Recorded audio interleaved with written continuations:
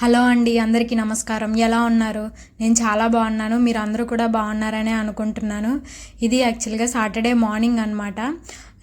ఈ వీడియోలో Saturday morning అంతా ఫుల్ డే నేను ఎలా గడిపాను, అంటే ఎంత ప్రొడక్టివ్గా చేసుకున్నాను ఆ డేని అని ఒక లాగ్ చేద్దాం అనుకొని చేశాను అనమాట.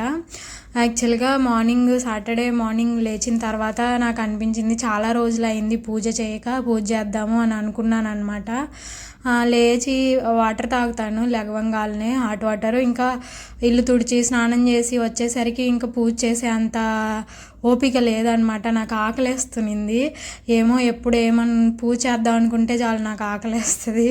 సరే, ఆత్మారాముడు గోల పెడుతుంటే అసలు రాముడు పూజ ఏం జరిగిద్దిలే అనేసి నేను ఇంకా ఫస్ట్ బ్రేక్ఫాస్ట్ చేద్దాం తర్వాత చేద్దాంలే అనుకున్నాను. దానికోసమే ఈ ఫ్రూట్ సలాడ్ రెడీ చేసుకున్నాను అనమాట. ఇది యాక్చువల్గా నాకు 15 మినిట్స్ పట్టింది ఇది చేసుకోవడానికి. ఆ 15 మినిట్స్ లోపు నాకు అంత ఆకలేమీ అనిపించలేదు. ఇంకా సరేలే అని ఇది పక్కన పెట్టేసుకున్నాను. పక్కన పెట్టుకొని డైలీ డీటాక్స్ డ్రింక్ కూడా చేసుకుంటాను కదా, ఇంకా అది కూడా చేసుకొని తర్వాత తాగేసి పూజ చేద్దాంలే అనుకొని అది కూడా రెడీ చేసుకున్నాను అనమాట. ఇదేమో ఫ్రిడ్జ్లో పెట్టేశాను. ఒక అరగంట పెట్టాను అనమాట. తర్వాత తిన్నాను. ఫ్రిడ్జ్లో పెడితే ఇంకా చల్లగా ఉంటుంది ఈ ఫ్రూట్ సలాడ్.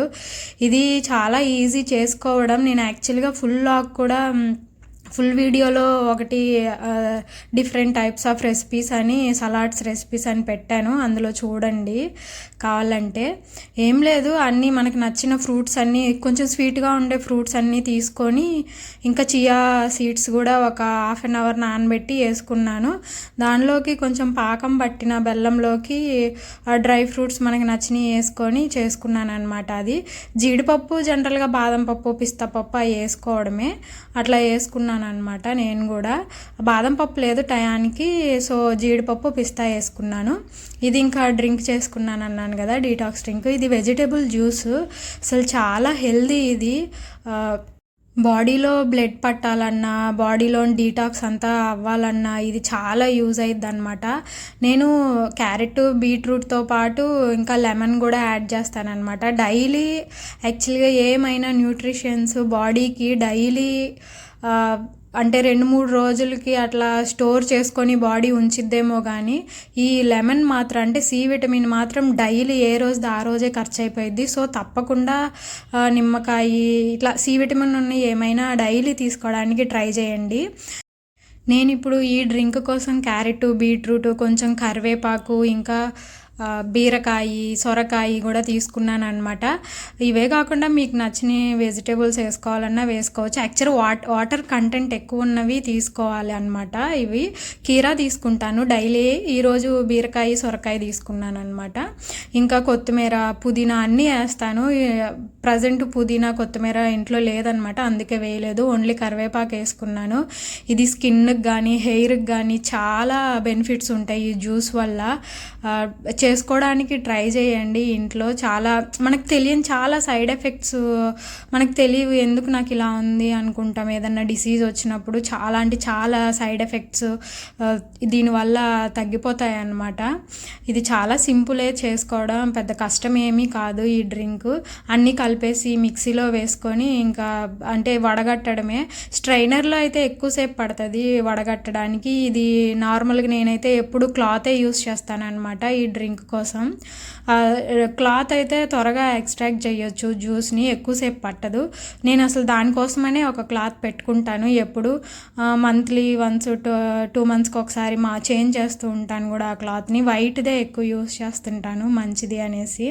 సో ఇట్లా జ్యూస్ తీసేసుకొని ఇంకా తాగేస్తామన్నమాట. ఏదైనా జ్యూస్ నేను ఎక్స్పెరిమెంట్ చేస్తే మా ఆయన అంత ఇష్టంగా తాగరేమో కానీ ఇదైతే ఇష్టంగా తాగుతారు. దీంట్లో అంటే ఏమీ చేదు కానీ అట్లా ఏమి అనిపించదు, తీగా అనిపిస్తుంది, బాగుంటుంది. ఇంకా తేనె కూడా యాడ్ చేసుకున్నాను నేనైతే. బెల్లం కానీ తేనె కానీ యాడ్ చేస్తాను. షుగర్ ఎక్కువ యూస్ చేయమన్నమాట మా ఇంట్లో. అసలు ఉండదు కూడా మా ఇంట్లో. ఎప్పుడన్నా ఇంకా రేరుగా అవసరం అయ్యిద్ది అనుకుంటే అప్పటికప్పుడు తెచ్చుకుంటా అంతే. ఇంకా లెమన్ కూడా పిండుకొని ఇంకా డీటాక్స్ డ్రింక్ రెడీ చేసుకున్నాను.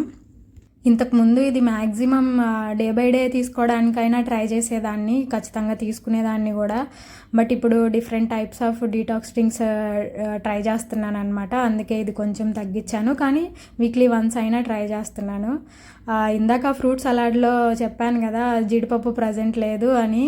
ఇప్పుడు మా పక్కింటి ఆంటీ వాళ్ళకి పండుతాయంట ఇవి, పండితే వాళ్ళే అమ్ముతారంట ఇట్లా ప్యాకెట్స్ చేసి. సో తెమ్మంటే వాళ్ళు ఊరు వెళ్ళినప్పుడు తెచ్చిచ్చిందనమాట. ఇవి కేజీ 650 అంతే. ఒక కేజీ తెప్పించుకున్నా, హాఫ్ కేజీ ప్యాకెట్స్ అనమాట ఇవి. జస్ట్ అప్పుడే తెచ్చిచ్చింది, ఇంకా స్టోర్ చేసుకుందామనేసి కట్ చేసి బాక్స్లో వేసుకుంటున్నాను. చాలా ఫ్రెష్గా ఉన్నాయి, చాలా లావుగా కూడా ఉన్నాయి అన్నమాట. అవి సీడ్ చాలా బాగున్నాయి, ఫ్రెష్గా అనిపించాయి నాకైతే.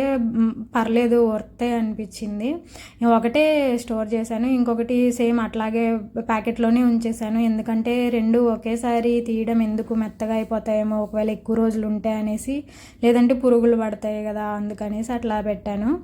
ఇంకా ఇది ఆఫ్టర్నూన్ లంచ్కి కూడా రెడీ చేస్తున్నాను అనమాట. ఇంకా ఇదేమో వాంగీబాత్ చేసుకుందాం అనేసి రెడీ చేసుకుంటున్నాను. దానిలో కొన్ని జీడిపప్పులు కావాలి, ఎట్లాగో కరెక్ట్గా చేసే ముందే తెచ్చిచ్చింది ఆంటీ అనుకున్నాను. జీడిపప్పు ఇవి అంటే పలుకులు కాదు కదా, అవి పప్పుల్లా లేవు కదా, అవన్నీ విడదీసుకుంటున్నాను అనమాట. విడదీసుకొని పెట్టుకుంటున్నాను. ఇంకా చింతపండు కూడా ఒక హాఫ్ అన్ అవర్ నానబెట్టుకుంటే మంచిదన్నమాట. గుజ్జు తీసుకోవాలి తర్వాత. ఇది నానబెట్టుకొని పక్కన పెట్టుకొని, అంతలోపు మనం దీనికి ఒక పొడి కావాలి వాంగీబాత్కి, దాన్ని రెడీ చేసుకుందామని రెడీ చేసుకుంటున్నాను. ఇలా దీనిలో చూపించినట్టుగా ఇంగ్రీడియంట్స్ తీసుకోవాలన్నమాట. అంటే కొన్ని ఎండుమిరపకాయలు, కొంచెం ధనియాలు, మినప్పప్పు, శనగపప్పు, ఇంకా అవి నువ్వులు కొన్ని, అన్నీ ఒక టేబుల్ స్పూన్ తీసుకోవాలన్నమాట. తీసుకొని అవన్నీ కొంచెం దోరగా వేపుకోవాలి. అన్నీ లో ఫ్లేమ్లోనే పెట్టి దోరగా వేపుకోవాలన్నమాట. అప్పుడు పొడి రుచిగా ఉంటుంది. నేను ప్యారలల్గా రైస్ కూడా గ్యాస్ మీద పెట్టాను కుక్కర్లో. అంటే రైస్ తర్వాత పొడి చేసుకొని వేసుకుంటాము అందులో. వాంగీబాత్ కోసం ఫస్ట్ కర్రీ రెడీ చేసుకోవాలి కదా, ఆ కర్రీ అయ్యేలోపు రైస్ కూడా ఉడికిద్ది అనేసి పెట్టుకున్నాను. ఇంకా ఇప్పుడు వెజిటేబుల్స్ కట్ చేసుకుంటున్నాను అనమాట. ఆ పొడి అవి వేపాం కదా, అవి చల్లారడానికి పెట్టి ఇంకా ఇది రెడీ చేసుకుంటున్నాను, వెజిటేబుల్స్ కట్ చేసుకుంటున్నాను. సో వెజిటేబుల్స్ ఏమేమి కావాలంటే ఆనియన్స్, టమోటా, పచ్చిమిరపకాయ, ఇంకా కొంచెం అల్లము, వెల్లుల్లి చిన్న చిన్న ముక్కలు కట్ చేసి పెట్టుకోవాలి. ఇంకా వంకాయలు, కరివేపాకు అవన్నీ తీసుకోవాలన్నమాట. వంకాయలు లాస్ట్లో కట్ చేసుకోవాలి, ఎందుకంటే అవి కొంచెం గారబోతాయి అంటారు కదా, అప్పుడు అంత మంచిగా ఉండదు. అందుకని లాస్ట్లో కట్ చేసే ముందు కొంచెం నీళ్ళల్లో పసుపు వేసుకొని తీసుకొని కట్ చేసిన ఇవి నీళ్ళల్లో వేసేసుకోవాలన్నమాట. అవి కొంచెం సేపు బయట ఉన్న వంకాయలు అంత మంచిగా ఉండవు, అందుకే అట్లా చేసుకోవాలి. ఇంకా దీనికి రెడీ చేసుకోవడం కోసం అనేసి కొంచెం ఆయిల్ తీసుకోవాలి ప్యాన్లో. ఇంక ఈ మామూలుగా తాలింపు పెట్టినట్టే జీలకర్ర, ఆవాలు ఇవన్నీ వేయాలి. తర్వాత ఆనియన్స్ వేసుకోవాలి. ఆనియన్స్, పచ్చిమిరపకాయ, కరివేపాకు ఇవన్నీ వేసి కలుపుకోవాలి. ఆనియన్స్ కొంచెం మగ్గిన తర్వాత ఈ అల్లం వెల్లుల్లి చిన్న చిన్న ముక్కలు కట్ చేసి పెట్టుకున్నాం కదా, అవి వేసేసుకోవాలన్నమాట. ఇంకా దాని తర్వాత వెంటనే జీడిపప్పు వేసేసుకొని బాగా మిక్స్ చేసుకొని కొంచెం పసుపు వేసుకోండి. ఇంకా అవన్నీ బాగా మిక్స్ అయిన తర్వాత ఈ టమాటా కట్ చేసి పెట్టాం కదా, ఇవి కూడా వేసుకోవాలన్నమాట. ఇంకా చింతపండు రసం వేసుకోవాలి. కొంచెం టమాటా మగ్గిన తర్వాత చింతపండు రసం వేసుకోండి, బాగుంటుంది. ఇంక ఈ ఆనియన్స్, చింతపండు కూడా ఒక 5 minutes వేసిన తర్వాత చింతపండు రసం 5 minutes మగ్గిన తర్వాత ఇవి వంకాయలు వేస్తే సరిపోతుంది. ఇంకా ఆ పులుపు అంతా కూరకంతా పట్టిద్ది అనమాట. బాగా కొంచెం సాల్ట్ వేసుకొని కలుపుకొని పెట్టుకోవాలి. ఇది మినిమం ఒక 10-15 minutes పట్టిద్ది ఇదంతా మగ్గడానికి వంకాయలు. సో సైడ్లో ఇంకా నేను వాంగీబాత్ కర్రీ రెడీ అయ్యేలోపు ఇది మష్రూమ్ పెప్పర్ చేసుకుందామని చేసుకుంటున్నాను అనమాట. దానిలోకి మంచిగా బాగుంటుంది అనేసి. సో దానికోసం ఆయిల్ పెట్టేసి మామూలు తాలింపులాగా అన్నీ వేసేసుకోవాలి. ఆనియన్స్, జీలకర్ర, ఆవాలు, ఇంకా కొంచెం పచ్చిమిరపకాయలు, అల్లం వెల్లుల్లి, ఇవి కూడా అల్లం వెల్లుల్లి ఇక్కడ కూడా చిన్న చిన్న ముక్కలు కట్ చేసి వేసాను అనమాట. ఇవన్నీ వేసేసి తర్వాత బాగా మగ్గనివ్వాలి.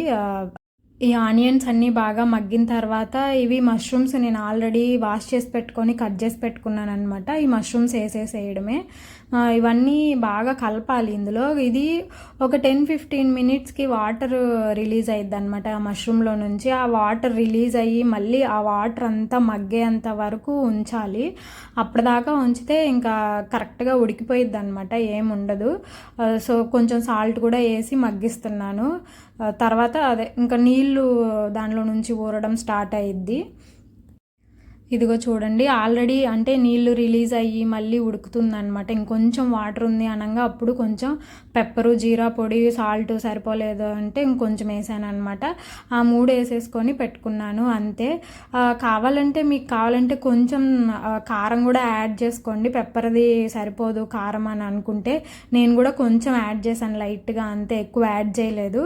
సో చాలా టేస్టీగా ఉంటుంది. చూడడానికి చాలా సింపుల్, చేసుకోవడం కూడా చాలా సింపుల్ అసలు, కానీ సూపర్ టేస్టీగా ఉన్నింది. ఇది నాకైతే చాలా ఇష్టమైందనమాట ఈ కూర. నా వాంగీబాత్లోకి కరెక్ట్ మంచింగ్ లాగా అనిపించింది. ఇది ఇంక ఇలా కలుపుకొని కారం వేసుకున్న తర్వాత ఒక 2-3 మినిట్స్ కలుపుకొని దింపేసుకోవడమే. ఇంక అంతలోపు రెడీ అయిపోయిందనమాట ఈ వాంగీబాత్ది కర్రీ కూడా. సో బాండిల్లోనే రైస్ పట్టదు అనేసి నేను కూరనే ఇందులో కుక్కర్లోకి షిఫ్ట్ చేశాను అనమాట, రైస్లోకి. మళ్ళీ దాంట్లో దొల్లిపోయిద్దేమో అనేసి ఫస్ట్ అన్నం పొడి పొడిగా చేసుకోవాలన్నమాట ఉడికిన తర్వాత. కుక్కర్లో వండే వాళ్ళకైతే అది 3 విజిల్స్ అయిపోయిన తర్వాత ఒక 20 మినిట్స్ అన్న సపరేట్గా ఉంచాలి రైస్ని. అంటే అట్లా ప్లాన్ చేసుకొని వండుకోండి, అప్పుడే రైస్ పొడి పొడిగా వస్తుంది అనమాట. వెంటనే కుక్కర్ మూత తీస్తే అంత పొడి పొడిగా రాదు. సో ఇదంతా షిఫ్ట్ చేసేసాను. అది ఇందాక వేపు పెట్టుకున్నాం కదా పొడి కోసం, అదంతా పొడి చేసి పెట్టాను. ఇంకా నేను అంతా పొడి వేసాను అనమాట, సరిపోయింది అంతా కరెక్ట్గా. నేను కొంచెం ఎక్కువ అయిద్దేమో అనుకున్నాను, లేదు కరెక్ట్గా సరిపోయింది. ఆ పొడి వేసేసుకొని కలిపేసుకోవడమే, ఇంకేం లేదు. చాలా టేస్టీగా ఉండిద్ది ఇది. ఇది యాక్చువల్గా కర్ణాటక స్పెషల్. ఇది మన ఆంధ్ర వాళ్ళకి అంత తెలియదు, కానీ కర్ణాటకలో చాలా ఫేమస్. నేను వర్క్ చేసే ఆఫీస్లో అయితే వీక్లీ 2 పెట్టేవాళ్ళు క్యాంటీన్లో. నేను చాలా ఇష్టంగా తినేదాన్ని అనమాట. అది ట్రై చేశాను నేను ఇంట్లో చాలాసార్లు, బాగా వచ్చిద్ది. ఇంకా అంతా లంచ్ అంతా అయిపోయిన తర్వాత ప్రిపేర్ చేసిన తర్వాత తినేసాము కూడా. తిన్న తర్వాత నేను కొంచెంసేపు రెస్ట్ తీసుకొని ఈవినింగ్ స్టార్ట్ చేశాను అనమాట. ఇక్కడ దేవుడి దగ్గర పూజ చేద్దాం, ఇంకా రెడీ చేద్దాం అనేసి. ఇది అంటే పెయింట్ వేస్తున్నాము అని చెప్పాను కదా ఒక వీడియోలో. అది పెయింట్ అంతా వేసేటప్పుడు ఇవన్నీ తీసి పెట్టాను అనమాట నేను దేవుడివి. ఇంకా అవి అలాగే ఉన్నాయి. ఇంకా నాకు ఇవాళ కుదిరింది, సాటర్డేనే కదా లీవు, వీక్ డేస్లో అస్సలు కుదరదు, సెట్ అవ్వదు. ఇంక ఇవాళ స్టార్ట్ చేశాను, అంత పేపర్లు వేసి రెడీ చేసుకున్నాను అనమాట. పూజ ఇది అంటే ఆ ర్యాక్ ఉంది కదా, అది యాక్చువల్గా నేను అమెజాన్ నుంచి తెప్పించుకున్న ఒక ర్యాక్ ఉంది 5 స్టెప్స్ది. అందులో ఒక స్టెప్పు ఇక్కడ పెట్టుకున్నాను అనమాట. దేవుడివి అన్నీ వేసుకుందాం, కుంకుమ, పసుపు, ఇంకా ఉంటాయి కదా కర్పూరం, అవన్నీ అవి పెట్టుకుందామని ఇక్కడ పెట్టుకున్నాను అనమాట. ఇంకా దేవుడి పటాలు తుడిచి బొట్లు పెట్టేసుకున్నాను. ఇవి యాక్చువల్గా ఇది పెద్ద పటం అనమాట. ఇది రేర్గా తీస్తుంటాము. మామూలుగా పటాలు ఎవ్రీ మంత్ తుడుచుకుంటాం కదా, లేదా పండగలకి అలాగా. ఇవైతే కొంచెం రేర్గానే తుడుస్తాం అనమాట. చాలా పెద్దది. ఫస్ట్ అది వెంకటేశ్వర స్వామిది, ఇది రెండోది ఇంకొకటి. ఇదేమో ఇది కూడా పైన పెట్టేస్తాము. అంటే ఎవ్రీడే తీయడానికి కుదరదు అనమాట, పైకి ఎక్కి అట్లా తీయాలి. అది చాలా హైట్లో పెడతాము, కింద పెట్టడానికి కుదరదు ఇది. అందుకే అంటే ఇవి గిఫ్ట్ ఇచ్చినవి అనమాట, చాలా పెద్ద పెద్దవి ఇస్తారు కదా అట్లాగా. ఇంకా యాక్చువల్గా నేను ఈరోజు గమనించాను, ఈ దేవుడి దగ్గర కబోర్డ్స్కి ఎల్లో కలర్ వేయలేదు. నెక్స్ట్ వీక్ వేద్దాంలే, ఇప్పుడు టైం కుదరదు అనేసి వేయలేదు. ఇంకా ఇది లైట్ వస్తుంది కదా కృష్ణుడిదే, అది మా పెళ్ళప్పుడు ఒకరు గిఫ్ట్ ఇచ్చారనమాట. అది కూడా ఇక్కడ పెట్టేసుకున్నాము. చాలా బాగుంది, అది లైట్ వెలుగుతూ ఉంటే చాలా బాగుంటుంది. ఇంకంతా పూజ అంతా రెడీ చేశాను. యాక్చువల్గా నేను అంత అంటే గ్రాండ్గా పూజలు చేయడం అంటే పద్ధతిగా ఇట్లా చేయాలి అట్లా చేయాలి అలాంటివి నాకేమీ తెలియదు. నేను సింపుల్గా చేసేస్తాను అంతే. దీపం పెడతాను, ప్రసాదం పెడతాను, కడ్డీలు వెలిగిస్తాను, అంతే అనమాట. సింపుల్గా చేసేస్తాను. ఇది పూజ అంతా అయిపోయిన తర్వాత ఇంకా స్టిచ్చింగ్ స్టార్ట్ చేసుకున్నాను. నేను యాక్చువల్గా నా డ్రెస్సెస్ నేనే స్టిచ్ చేసుకుంటానమాట. నేర్చుకున్నాను ఒక 2 years బ్యాక్. నేర్చుకున్నప్పటి నుంచి నేనే కుట్టుకుంటున్నాను ఇప్పటిదాకా. ఎప్పుడు కుట్టుకోవాలన్నా సరే మామూలుగా నేను నేర్చుకునింది ఏమన్నా ఆల్ట్రేషన్స్కి అలా యూజ్ అయ్యిద్ది అనేసి, కానీ ఇంట్రెస్ట్ వచ్చిందనమాట. ఎందుకు అంత అంటే కంప్లీట్గా ఎందుకు నేర్చుకోలేము అని అనిపించింది. చాలా వీడియోస్ ఉంటాయి కదా యూట్యూబ్లో, సో మనకి ఎలా కావాలంటే అలా మనకి నచ్చిన మెథడ్స్లో అట్లా కూడా పెడుతుంటారు. ఈజీ వేలో ఎలా నేర్చుకోవాలి అట్లా అన్నీ. నేను ఎక్కువగా ఈజీ వేలోనే ఏది నేర్చుకోవాలన్నా ప్రిఫర్ చేస్తుంటాను. అట్లా నాకు దొరికాయి కొన్ని వీడియోలు, సో ఇంట్రెస్ట్తో నేర్చేసుకున్నాను అనమాట. మామూలుగా నాకు ఇంట్రెస్ట్ అంటే ముగ్గులు వేయడం ఇంట్రెస్ట్, ఇలా స్టిచ్చింగ్ చేయడం ఇంట్రెస్ట్, ఇట్లాంటివన్నీ చేసుకుంటూ ఉంటానన్నమాట. పెయింట్ వేయడం, పెయింట్ అంటే గోడలకి కాదు, మామూలుగా బుక్స్లో అట్లా పెయింట్ వేసుకుంటాం కదా, అట్లా అంతా వేయడం నాకు చాలా ఇంట్రెస్ట్. ఏమైనా వర్క్ మనకు చేయగలిగిన పనులు అట్లాంటివి నాకు చాలా ఇంట్రెస్టింగ్గా ఉంటుంది, చేసేసుకుంటాను కూడా. అట్లాగే ఇది కూడా నేర్చుకున్నాను. ఇవి కొలతలు ఇవన్నీ యాక్చువల్గా సపరేట్ వీడియో పెడదాం అనేసి తీసాను అనమాట. మామూలుగా ఫస్ట్ దీనిలోనే ఇంక్లూడ్ చేద్దాం అనుకున్నా, కానీ అది చాలా లెంతీ అయిపోయిద్ది అనేసి తర్వాత వేరే వీడియోలో పెడదామని పెట్టలేదు. ఇక్కడ జస్ట్ చూపిస్తున్నాను. ఇవన్నీ అంటే నాకు కుట్టడానికి 7కి స్టార్ట్ చేశాను అనమాట నేను. అది డ్రెస్సు ప్యాంటు కుట్టడం, కటింగు స్టిచ్చింగు అదంతా నాకు కంప్లీట్ అవ్వడానికి 7కి స్టార్ట్ చేస్తే 11 అయిందనమాట. అంటే 4 అవర్స్లో కంప్లీట్ అయింది. మామూలుగా ప్రొఫెషనల్స్ అయితే ఒక 2 hours 1 hourలోనే కుట్టేస్తుంటారులేండి. నాకైతే కొంచెం లేట్ అయ్యిద్ది. అంటే రెగ్యులర్గా ప్రాక్టీస్ ఉండదు కదా, పైగా నేను కొంచెం స్లోగా కుడతాను. ఎందుకంటే ఫాస్ట్గా కుడితే మళ్ళీ తప్పు చేసేస్తానేమో అని. బిగినింగ్ స్టేజ్లో అయితే చాలా తప్పులు చేసేదాన్ని. రివర్స్ నుంచి ఒకసారి ఇలా కుడితే ఇంకోసారి రివర్స్లో కుట్టాలైతే అది కూడా ఇట్లా తిప్పి కుట్టడం, కుట్లు ఈ సైడు ఆ సైడ్ అట్లా వచ్చాయన్నమాట. అందుకనేసి కొంచెం నిదానంగానే స్టార్ట్ చేశాను, కుట్టుకుంటాను అనమాట. ఫైనల్గా కుట్టేశాను, ఇలా వచ్చింది. బాగా కుదిరింది, పర్వాలేదు. అంటే ఒక 10కి 7.5 8 ఇవ్వచ్చు రేటింగు. ఆ రేంజ్లో కుట్టుకుంటాను అనమాట. పైపింగ్ అవన్నీ కూడా నేనే వేసుకుంటాను. కొంచెం హ్యాండ్స్ లూజ్ అనిపించింది, కానీ ఇది కాటన్ కదా, ఉతికేస్తే మళ్ళీ సింక్ అయిపోయిద్ది అనమాట. అందుకని కావాలని ఒక 1/2 inch లూజ్గా పెట్టుకున్నాను. సో పర్వాలేదు, బాగా వచ్చింది స్టిచ్చింగ్. సో ఇవే కాకుండా నేను చాలాసార్లు కుట్టేసుకున్నాను అనమాట, చాలా డ్రెస్సెస్. సో అవన్నీ మీకు కూడా చూపిస్తాను, ఒకసారి చూసేయండి. ఇది యాక్చువల్గా చీర అయితే లాంగ్ డ్రెస్గా కుట్టుకున్నాను అనమాట. ఇది చీర కన్నా లాంగ్ డ్రెస్గానే చాలా బాగుంది, సూట్ అయింది. దానికోసం చున్నీ కొన్నాను అనమాట బయట, అదొక 300 ఏమో అయింది.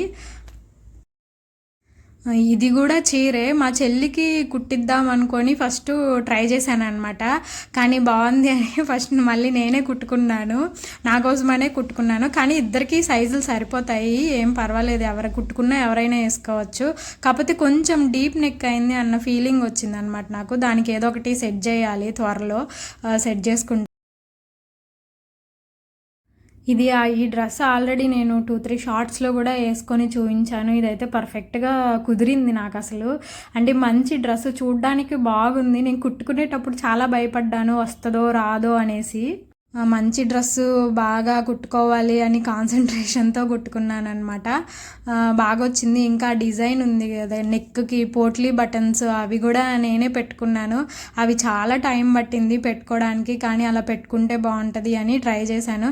అంటే ఒక్కొక్క డ్రెస్కి ఏదో ఒకటి డిఫరెంట్గా నెక్ ఏదో ఒకటి ట్రై చేస్తుంటాను అనమాట, సేమ్గా స్టిచ్ చేసుకోకుండా. ఇంకా ఇవే కాకుండా బ్లౌజెస్ కూడా కుట్టుకున్నాను అనమాట.